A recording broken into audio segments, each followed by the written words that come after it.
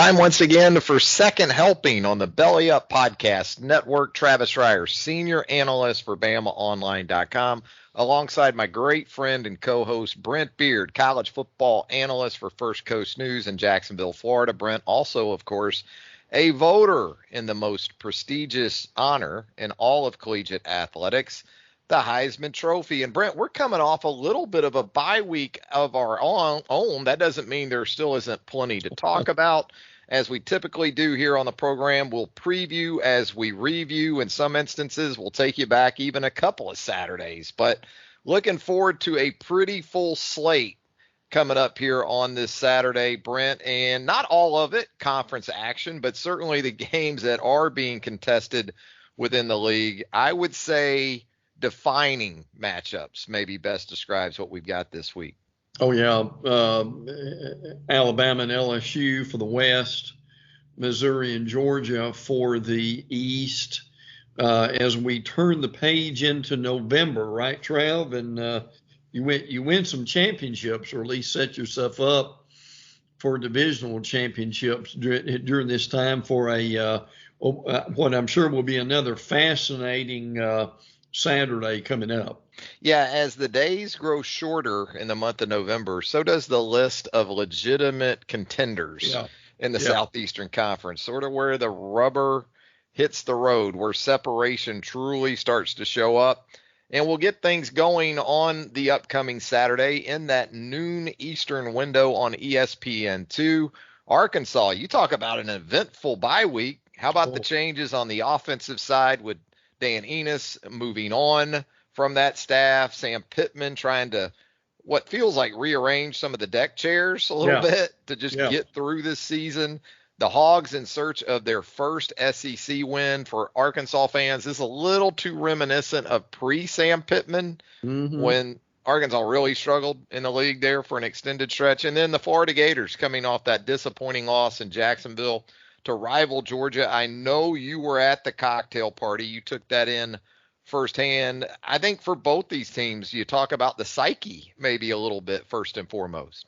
Yeah, no doubt. And I hope this doesn't happen, but Arkansas could be looking at an 0-8 SEC record. And what's so misleading about that is they've lost 5 of 6 this year by one possession games. Had chances to beat LSU, Ole Miss, and Alabama, a touchdown or less. Now, some good news. We don't know exactly what this is going to be, but earlier in the week, Sam Pittman said Rocket Sanders practiced Monday and Tuesday and could be available.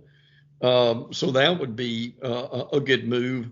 I tell you one thing you pointed out a few months ago, or even beyond that, was that Pittman would had a real chance with his pedigree of restocking that offensive line. Unfortunately, Trav, that has not happened. They are 120, 120 in the nation in sacks allowed at this point. But they've got some players, don't they? I mean, this Landon Jackson and Trajan Jeffcoat have got to be blocked. We certainly know about KJ Jefferson and what he's capable of doing. But boy, what a disappointment for Florida in that loss to Georgia. Also lost Shamir James to a dislocated kneecap, and how awful that sounds. Played well in the beginning. They got cute with their play calling with Georgia, and instead of going north and south, they went east and west, and they paid for it, which we knew Georgia was a more physical team, but Trav, in the press box, there were still a lot of Gator beat writers shaking their heads saying, is Billy Napier really the answer for this football team? Yeah, especially from a play caller standpoint. Yes. I think that's the biggest issue Florida observers have with that football team. It was the start Florida needed in that game. Yeah. No doubt about it. Get out to the early lead, look good in doing it. But then I think also Georgia's roster kind of took over. Yep. I thought you still saw the separation between those two teams in terms of overall talent. Napier has tried to patchwork some things, especially on that offensive line.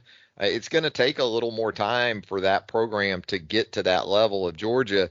So if you think you're going to, line up player for player right now and win a game like that, I kind of get where Napier would try to do some maybe different things, some unique things. But when you're in short yardage situations, that's not the time to get cute with things. And that's what happened for Florida in that game, and Georgia from that point forward really boat raced the Gators. And you talk about potential outcomes of the season for Arkansas.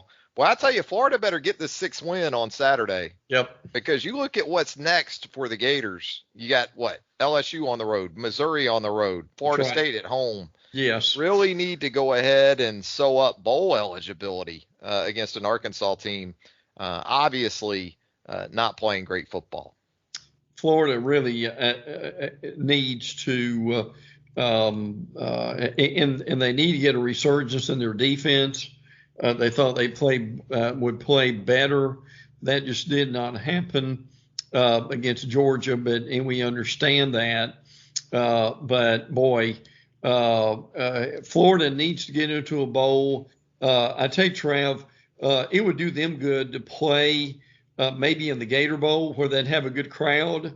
But Florida doesn't need to play a Louisville or someone like that. They need to play in Iowa.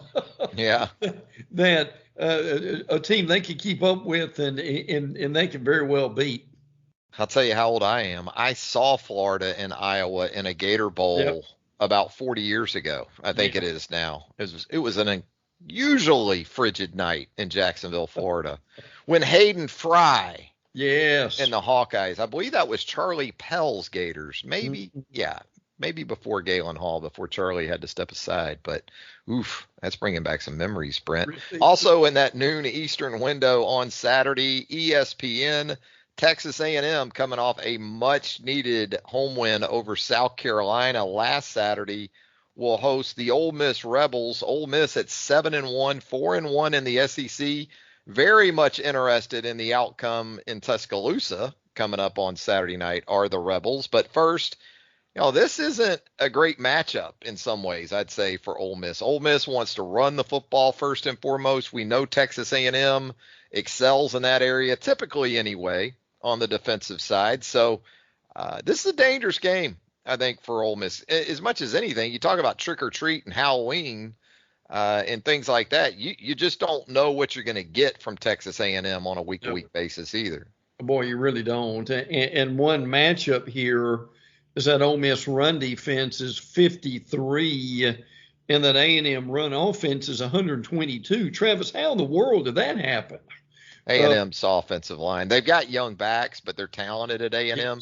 Yes. But that offensive line, you talk about if Jimbo stays, if he stays around, I think that's another area where he's going to have to look and seriously consider some changes at that spot too. Oh, yeah, no doubt about it. And this Ole Miss team, the only team in Power 5 that have 3 receivers with 500-plus yards.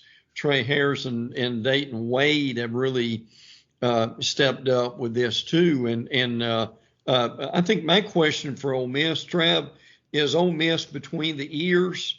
You remember last year, what was about the time they went into a tailspin. They've got a real opportunity this time.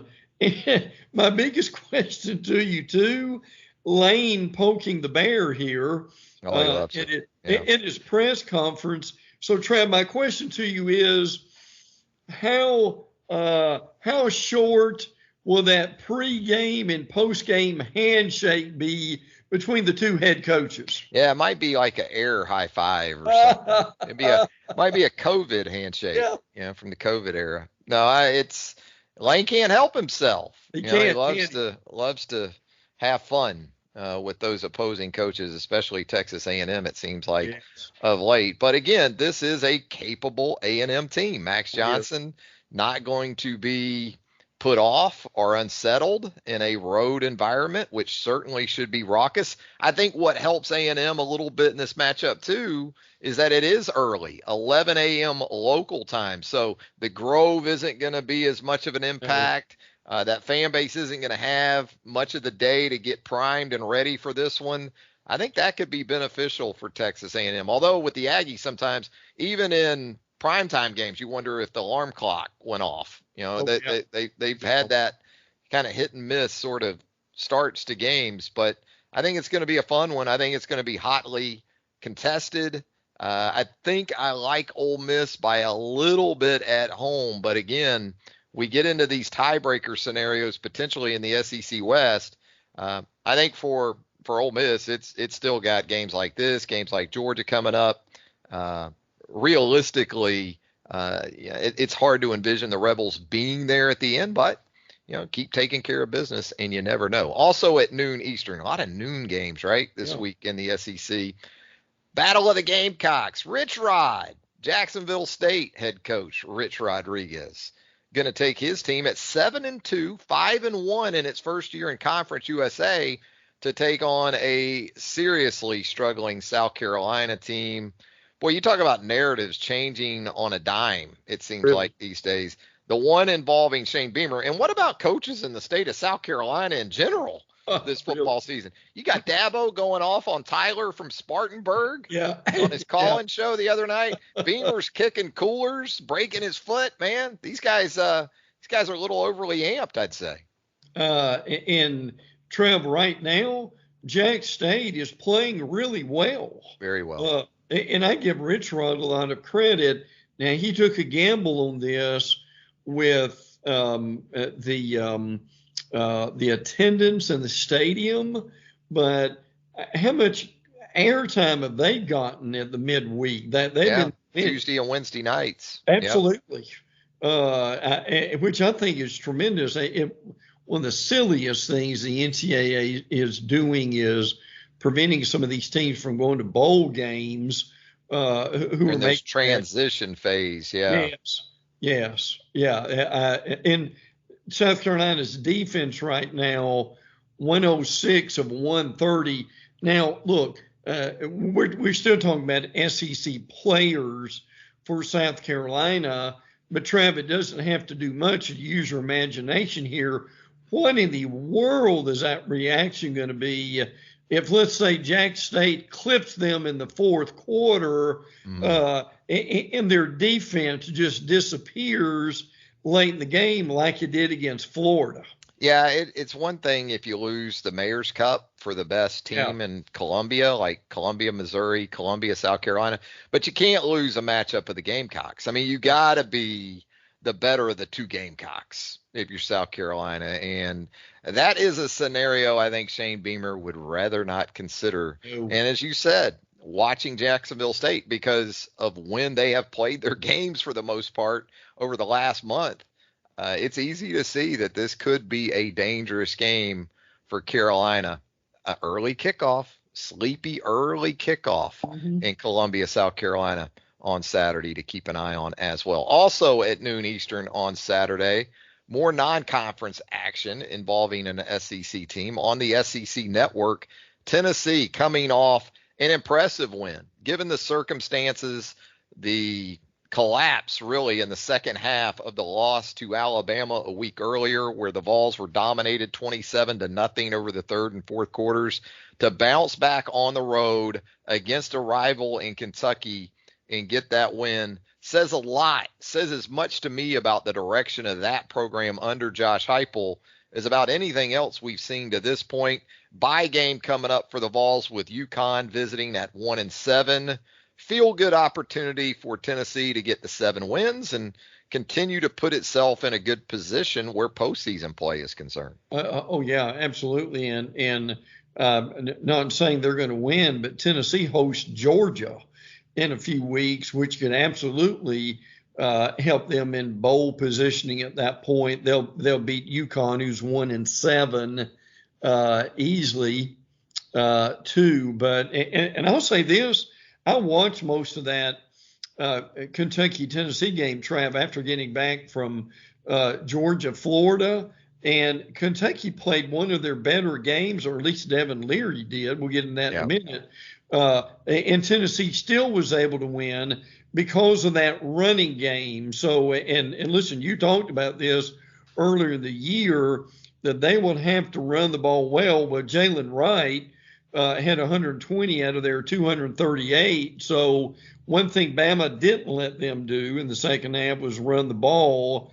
Kentucky did. So an easy win over UConn as they slowly get ready for the Dogs to come up and visit them in a few weeks. Yeah, I like that. I like where UConn falls here on the schedule for Tennessee. You know, you go through a pretty grueling stretch that includes Alabama on the road, Kentucky on the road.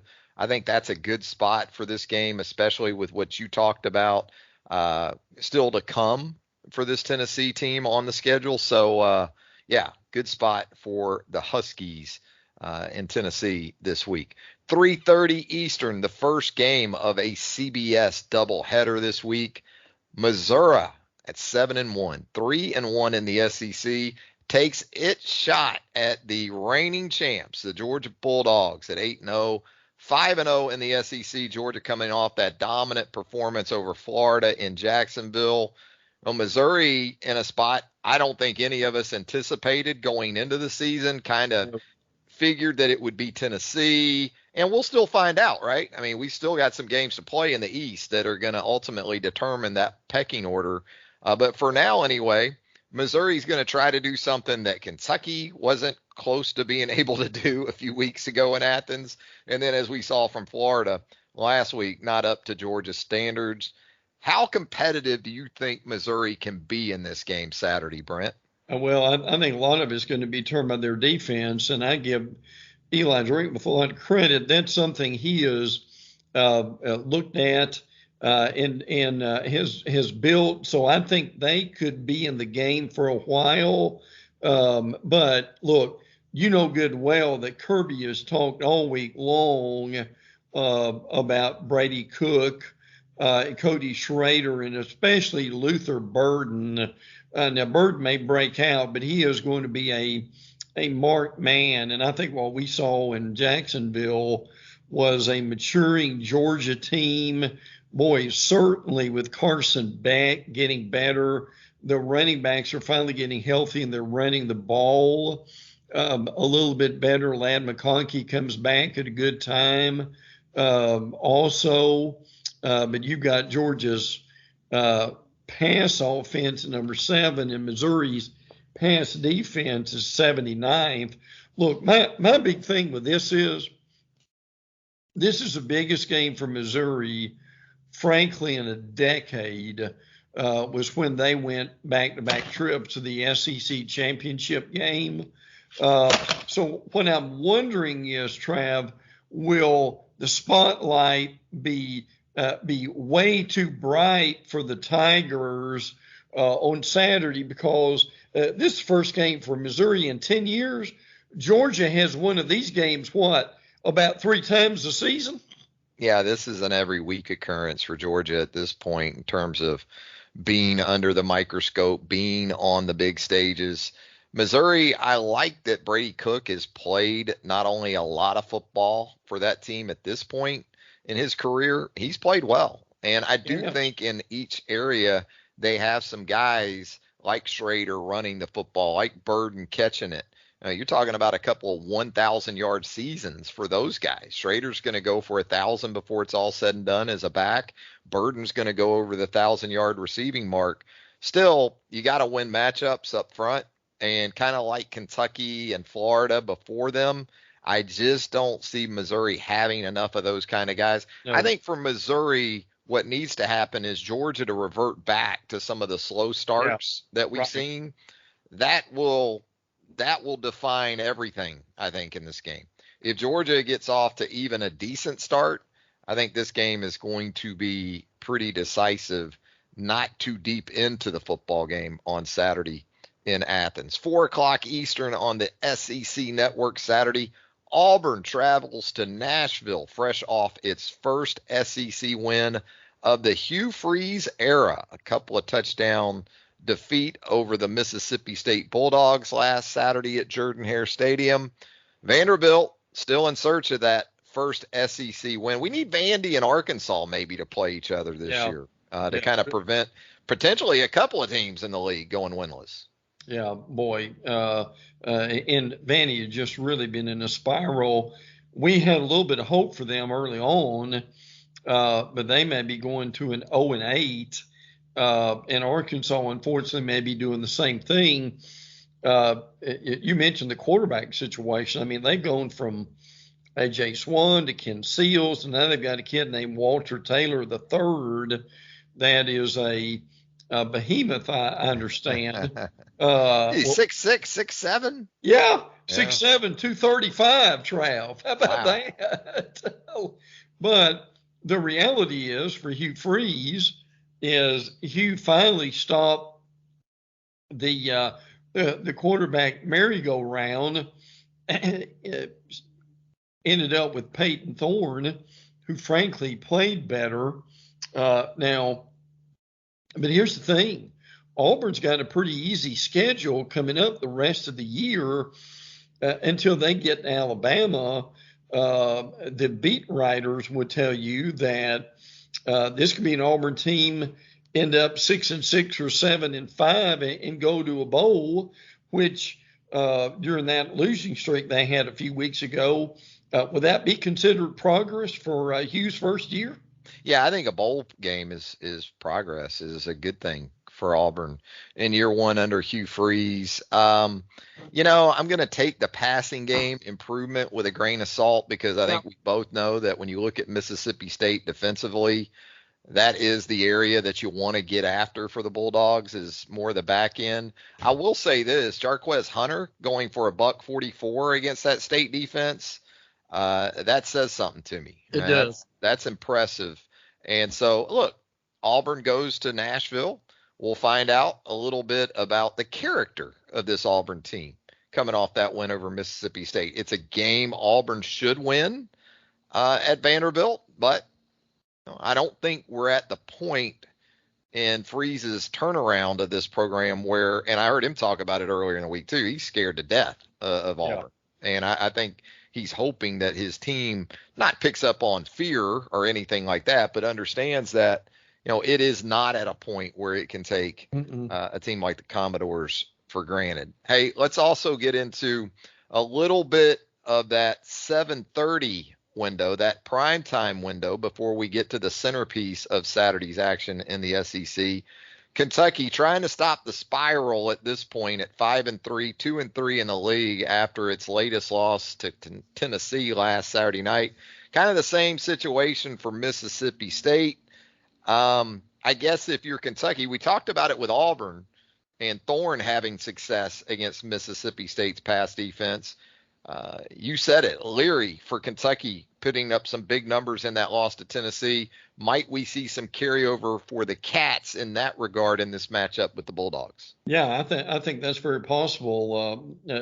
They had a week off before they played Tennessee, and Liam Cohen, the offensive coordinator, worked with Leary during that time, and he looked much better. As a matter of fact, he looked like the quarterback that we saw from time to time in NC State. So that was certainly some improvement. And if they get a win here, that will be 6 wins, so they'll be able to go to a bowl game. I tell you what, Trav, and we'll talk about it next week, but this Kentucky team continues to play well. That could be a bit of a trap game for Alabama. I mean, if they have an emotional win or loss against LSU and then go to Lexington, that could be some difficulty. But we'll get into that more next week. But on the other hand, boy, what does Zach Arnett do at Mississippi State? I mean, this offense has been terrible. Will Rogers has been out at quarterback with a shoulder injury. They played Mike Wright, the transfer from Vandy. Woody Marks has been banged up a good bit too. There's a couple things going on here. We're nearing the 1 year anniversary of Mike Leach's death. Yeah. That's coming up. And Trev, I just wonder, and I guess it will pay off next year, if Arnett had to do it over again, would he have stayed in the air raid with Will Rogers, because Rogers knew that offense like the back of his hand and was successful with it, instead of doing what he's done this year and going to a more conventional offense that obviously has not worked at all? Yeah, it's a tough one because you're working on the assumption that you're going to have some time to go through that transition. But in today's game, we know that can run out quickly depending on wins and losses. And I think urgency is the word for both of these teams in this game as far as bowl eligibility. Because you look at Kentucky with 5 wins, you think, it's 1st of November. They'll get the 6. Well, you got Alabama coming up. Yeah. Then you got a road trip to South Carolina that I don't think will be a gimme. Right. And then with Jeff Brom now at Louisville, that end of the season bloodletting with the in-state Cardinals isn't a gimme. So I think Kentucky really needs to take care of that this week before what it has coming up on the schedule. And for Mississippi State to have any chance of that in the first full season of Zach Arnett, really need to get a win of its own this Saturday in Starkville. Hey, let's talk about 7:45 Eastern in the second game of that CBS doubleheader. I've been asked about this rivalry for LSU and Alabama, especially over the last decade and a half or so. And I think you can kind of measure it by primetime games on CBS because you can go back to like Tennessee, Florida, as we talked about here on the podcast in the past. That used to be that game in the SEC when you had Spurrier, when you had Fulmer at those programs. But that game, since really 2008, 2009 or so, has been in the league. It's been Alabama, LSU, and it's one of the things when you think about the new SEC moving forward with Oklahoma and Texas coming in and the schedule formatting still to be determined, you don't want to see it go away on an annual basis, Brent. No. And the big question is going to be, will LSU be one of the permanent rivalries that Alabama will have? I think in looking at this game, the two things that obviously stick out would be the LSU injuries, losing Kai Wingo, their defensive tackle, this week. And they've got Jordan Jefferson, Paris Shan, and Brandon Swinson. So they don't have a lot of experience, but they've got athletes as usual in that secondary. Zay Alexander getting hurt against Army. He's going to be out for a while too. And they've got a lot of redshirt freshmen who are going to play. But then you've also got, obviously, the big story is not the Alabama quarterback, but Jaden Daniels and all that he can do with his legs and with his arm, and how dangerous they are with those NFL type wide receivers. They've certainly picked up the pace in the running game too. So going to be an incredible game in a lot of ways. I don't think Bama needs to get into a track meet, a 45-42 type thing. And again, Trav, what do we see in this team? Do we see another slow start like we did against Tennessee? And then do we see them come out in the second half or at some point in the game and play as well as they did in that 27-0? So isn't there just enough doubt here, probably in the minds of Bama fans and media, as to which team that you'll see at what time on Saturday night?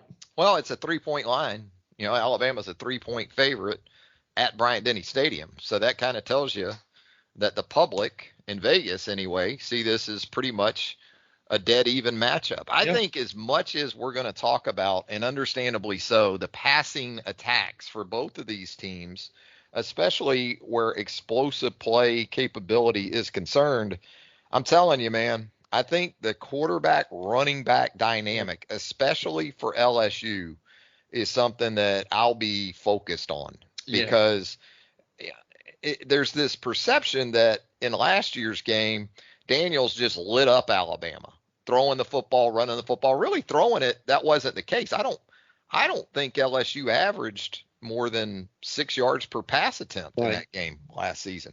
But where LSU was really problematic, not just with Daniels either, but those three backs from last year combined for 87 yards on the ground to go along with Daniels' 95 rushing yards. So when it was all said and done, LSU rushed for nearly 200 yards in that game. And that's what went a long way in Brian Kelly getting his first win over Nick Saban in Alabama. And I think could very well come down to that once again, not just for LSU, but for Alabama as well. Jalen Milroe with his legs potentially, but Jace McClellan is playing good, running the football effectively of late. So maybe even more so for Alabama, need to be good on the ground because that can help you control things from an overall perspective. And Trav, how important is it with that week off that it is apparent this may be the healthiest Bama has been since early in the season? And I think that's huge in this game because, we talked about the situation with LSU and understanding that defensive backfield now is decimated in terms of availability for whatever reason, especially at the corner position. But Wingo to me is huge because that hurts LSU in a couple different ways. I also think when I talk about the LSU run game, I think Alabama has evolved on its defensive front, right? Last year going into this game, it didn't have a sort of ascending interior player like it has. And Tim Keenan, Jaheim Otis, Tim Smith's playing good football up front. Justin Aboigbe didn't play in this game a year ago. He is certainly a big-time contributor on that defensive line. And then also Deontay Lawson. He wasn't available in Baton Rouge last year, and he's having an all-league type of season at inside linebacker. So the star power, I think, is going to be on display, no doubt about that, starting with Jaden Daniels. And then you get into those wide receivers, Neighbors, Thomas, Logan Diggs is just out of his mind right now running the football in SEC play. But I think Alabama, not just in terms of the physical attributes it has on defense, but maybe even more so maturation. That was a team to me that didn't play with poise, especially on defense in the second half and overtime of that game last year. I think that will go a long way in Alabama potentially being in a better place when this one's over. Well, in a quick example of that, on the 2-point conversion that won the game, I think a Kevin Steele type defense, Trav, would have not given Jaden Daniels a clear path and a clear picture to throw that ball. I think there would have been some heat on him, and he may have had to make a decision faster than he wanted to. I think that might be the difference between the defense this year and last year. Could be, no doubt about it. I just think, from a maturation and poise standpoint, even though that defense last year was experienced, that was a veteran Alabama defense. Mm-hmm. They didn't always play like it in the two losses to Tennessee and LSU. Well, Brent, before we get out of here, I know you wanted to talk and I wanted to talk about the passing of Bob Knight, legendary college basketball coach, iconic, really. I mean, when I think about my generation, our generation, and you think about those people and not just collegiate sports, but sports in general, Bob Knight goes hand in hand with that sort of conversation. Well, he does. And frankly, Bob Knight reminds me a lot of my father's generation and grandfather. And I certainly knew your grandfather and my father were a lot alike. And these were men who they were smart. They provided for their family. They were very disciplined, either through the military or maybe from their father. And that discipline would sometimes they look like and they came off as being very harsh, but it was basically that they weren't really interested in making everybody happy. But when you look at the bottom line for a Bob Knight, people are going to talk about him being a bully at times and how he dealt with the media. But the thing I'm looking at here is the number of championships that he won, and that he made people better people. His players that stuck with him were, he was a beloved figure in their mind. He did it the right way. He didn't cheat. You either wanted to play for him or not. You certainly were going to play defense or you weren't going to play. It's like one of his former players said last night, we would play at Iowa, got back at 2 a.m, and he demanded that we be at class at 8 or 9.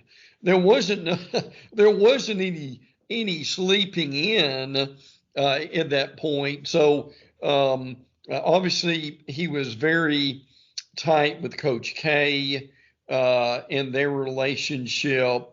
But Trav, I just see in him things that I admire greatly with what he was able to do. Knight was like, help me on this, 6'4", 6'5". He was a lot bigger and intimidated people by that way. And look, I know there were times he was not a good individual. It was disappointing, his relationship with Indiana administration at times, and I understand that. They didn't understand him, and they didn't particularly want to be able to do that. But I just wanted to take a minute and share. And look, if you want to get the football equivalent of that, I mean, you could look at Bear Bryant, you could look at Nick Saban, and there are a bunch of more that we could list. But even in a football preview and review weekend, Travis, I wanted for us to comment a little bit on Bob Knight. Yeah, you talk about formative years for a sports fan. That was me with those Indiana teams, and really before the time I reached 20 years of age, it was largely about guys like Bob Knight, Dean Smith. Krzyzewski was sort of blossoming through that run as well, just getting things going there at Duke as a protege, a disciple of Bob Knight. And that's something else you look at too, is who has come from these trees, right, of coaches like Bob Knight and Nick Saban with Kirby Smart and guys like that. There's always at least one that seems like moving forward changes the landscape in some type of way. So yeah, Knight went overboard. Yeah, he went over the line at times. But if you ever have a chance and you have not read the book, A Season on the Brink by John Feinstein, that essentially Feinstein was embedded with Indiana for a full basketball season, you need to read that. It's exceptional. I probably read it 3 or 4 times. I'll probably read it again. But Knight, no doubt, synonymous with excellence on the court, synonymous with a polarizing figure off of it, to put it mildly, I think. Yes. My one wish for him would have been that he could have stayed above it, because it got to the point where it almost felt like it became a contest to see who could get him to cross the line to a point where, it was a difficult situation for him. He wasn't always able to do that. But I'll go back to what you said too, sort of the testimonies that you've seen from his former players in the last 12 to 18 hours, and what we've heard from the likes of Jay Billis and others who didn't even play for him but interacted with Bob Knight on a pretty personal basis. And a lot of the things that Bob Knight did for folks, not just prominent folks, but everyday folks, that proved helpful to them. I think that paints more the picture too when we talk about Robert Montgomery Knight. And Trav, real quick, do you think he healed some wounds in his return? Was it last year? To IU. Yes, that he was on the court. The fans gave him a standing ovation. Many of the former players were there. Was that a bit of a healing process for the two? I think so, and I think it was very appropriate that he passed away. Yeah. In Bloomington, Indiana. Yes. Not Lubbock, Texas, where he went on to Texas Tech and had some success there too. Was beloved during a short stint with the Red Raiders, but no, he was a Hoosier, and I understand he played college basketball at Ohio State, all those things. But when I think of IU, not just from a basketball perspective, but from an institutional perspective, I think of Bob Knight. No question. Well, Brent, it's been a lot of fun as always. Thank you for your great insight. And as we take a look at the upcoming week of SEC football, looking forward to it. Defining Saturday coming up in the top league in all of collegiate athletics, the Southeastern Conference. We'll talk about it again next week, Brent. Can't wait, bud. Always enjoy it. Glad you're back. And we will look forward to a incredibly critical November one way or another for all these SEC teams. Yeah, they remember November. That's right. When it comes to college football, no doubt about it. For Brent Beaird, Travis Reier, thanking you once again for joining us right here on Second Helping on the Belly Up Podcast Network. Until next time, so long, everybody.